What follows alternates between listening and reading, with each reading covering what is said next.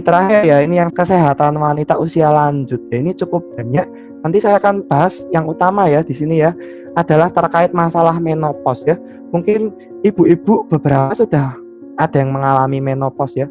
Biasanya pada sekitar umur 50 tahun ya, sudah mulai fungsinya akan mengalami penurunan dari ovarium. Jadi gejalanya itu macam-macam ya. Kadang-kadang yang sering ngomentari adalah anak-anak, bapak-bapak, ibu-ibu sendiri ya, misalnya kok mama saya kok jadi galak ya, terus mama saya kok jadi ini ya, jadi banyak ngomong terus itu ya. Nah, ini gejala yang mungkin terjadi pada wanita yang mengalami menopause ya. Jadi menopause sering terjadi ketika usia 50 tahun ya, di mana fungsi ovarium itu akan menurun ya. Gejalanya bisa macam-macam ya, mulai dari gangguan tidur ya. Mungkin ibu-ibu yang usianya sudah mulai 50 tahun sering ngerasain ya, kok tidurnya nggak nyaman, kemudian ada keringat ya, kadang-kadang kok memikirkan sesuatu jadi tambah cemas ya, depresi ya. Nah, ini merupakan gejala-gejala penurunan dari hormon estrogen. Kenapa bisa menurun? Karena fungsi dari ovarium itu sudah mulai menurun ya, Bapak-bapak, Ibu-ibu ya. Oke, kemudian gangguan kencing ya, kadang-kadang kok kerasa alat kelaminnya terasa gatal, ketika berhubungan terasa nyeri ya, terus kencing terasanya kok kadang-kadang bisa mau ngompol gitu ya. Jadi ini gejala-gejala urogenital ya, hubungannya dengan kencing terkait dengan menopause ya. Kemudian mulai terjadilah ketika menopause ya, kok tulangnya mulai sakit ya, sering kalau wanita usia 50 mulai ini ya, boyok saya pegel. Boyok itu apa ya? Punggung ya.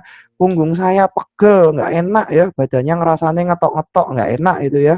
Di situ bisa jadi akibat karena penurunan dari kalsium, karena estrogennya menurun ya. Kemudian ini yang agak sedikit harus jadi waspada untuk ibu-ibu ya.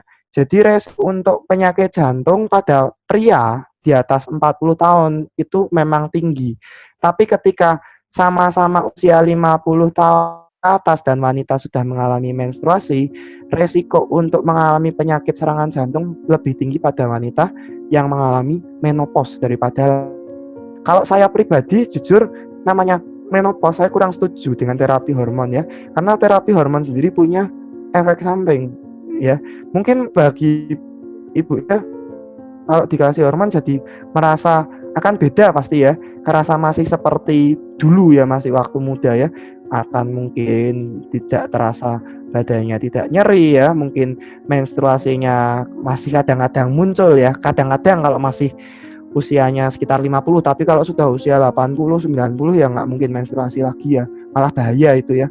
Nah, estrogen ini juga punya efek, bisa memicu terjadinya kanker ya, meskipun itu jumlahnya sedikit. Jadi kalau dari saya, memang lebih bagus menopause itu biarkan saja normal, cuman tinggal kita ya untuk jalaninya ya, menjalaninya bisa dengan baik, karena menopause itu jujur ya, kerasanya tidak nyaman sama sekali ya, karena banyak hal-hal yang terjadi. Karena ini proses normal, dari saya bisa dibantu dengan pola hidup saja ya, tidak perlu dengan terapi replacement hormon atau penggantian hormon ya. Nah, sekarang yang berikutnya saya bahas adalah terkait penyakit onkologi atau penyakit kanker yang sering muncul. Jadi penyakit pada perempuan, wanita, terutama ini saya akan bahas terkait penyakit-penyakit yang umum dihadapi wanita dan tidak terjadi di pria ya. Kanker itu lebih banyak pada saat wanita sudah mengalami menopause ya, karena banyak organ-organ yang mengalami penurunan dan pertumbuhan yang tidak sesuai pada tempatnya ya.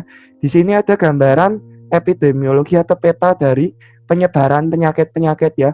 Mulai penyakit itu ini ya, yang pertama di sebelah kiri ya, kita lihat ya, penyakit yang insidensinya cukup tinggi ya, penyakit melanoma ya, penyakit semacam seperti tai lalat tapi dia berkembang menjadi ganas ya.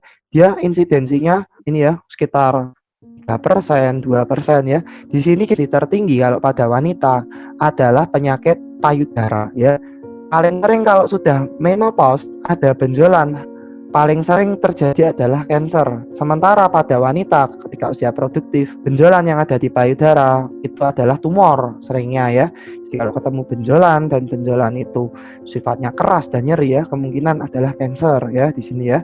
Kemudian kanker paru-paru cukup banyak ya, kanker kolon banyak, cuman di sini paling banyak untuk insidensinya adalah kanker payudara. Kemudian estimasi banyaknya pasien yang meninggal karena kanker paling banyak adalah penyakit kanker paru-paru.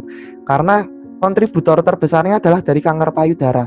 Karena kanker payudara itu paling sering mengalami metastasis ya atau perpindahan menuju ke paru-paru. Jadi kanker yang berbahaya itu memang paru-paru ya.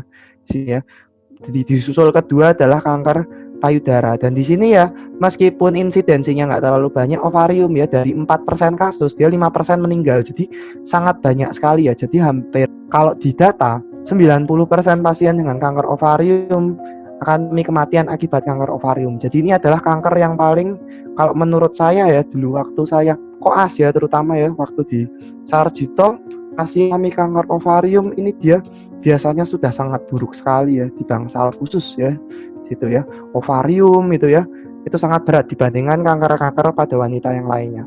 Oke ya, di sini ya untuk gambarannya sendiri ya, di sini ada gambaran terkait kanker-kanker yang mungkin terjadi pada wanita secara khusus ya. Ada kanker ovarium, ada kanker serviks, kanker payudara dan uterus ya. Di sini perbandingan antara survival dan mortalitasnya ya.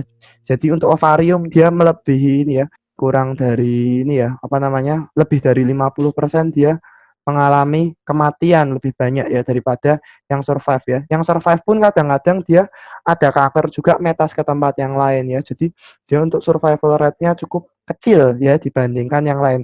Sementara untuk kanker rahim di sini dia mempunyai survival rate yang tertinggi. Breast cancer dia survival rate-nya di sini tidak terlalu kecil juga ya di sini ya, kematian sekitar 31%, mortalitasnya ya survivalnya tinggi. Cuman masih tetap ada 31% karena terlambatnya deteksi ya. Oke ya, ini penyebab-penyebab dari kanker ya, ini nggak usah saya baca ya, ini sifat-sifat dari kanker ya. Dia bisa membentuk kompleks sendiri, membentuk kekebalan tubuh sendiri ya, menghindari imun tubuh ya. Oke, ini bentukan dari sel kanker ya. Awalnya kecil, bentuk seperti lama-lama ini nggak lucu lagi ya bentukannya, kansernya seperti ini ya. Oke, jadi kita sering sebut kanker itu adalah ada karsinoma, ada sarkoma ya. Kemudian di sini kita sering nyebutnya karsinoma sama sarkoma, ini cuma beda dari letaknya ya. Letak yang pertama dia kemungkinan kalau dia sarkoma adalah gangguannya di daerah-daerah seperti tulang, pembuluh darah ya. Kemudian untuk karsinoma dia letaknya adalah di daerah-daerah organ-organ tubuh ya. Jadi ini cuma istilah aja sih Bapak-bapak Ibu, biar ada sarkoma, ada karsinoma ya. Kemudian tadi saya sempat sebut ya terkait metastasis ya. Metastasis itu adalah perpindahan sel kanker ya, sel kanker dari suatu organ satu ke organ yang lainnya ya. Dimana dia ketik berpindah menuju organ yang lainnya, perberatan dari penyakit itu makin tinggi ya. Oke ya, metastasis lewat atau pembuluh limfa ya. Untuk pasien-pasien dengan karsinoma dia punya apa dari penyebaran limfatik ya. Oke. Kemudian untuk ini ya, kita akan bahas satu-satu. Mungkin secara singkat aja. Ini yang pertama adalah kanker payudara, oke ya.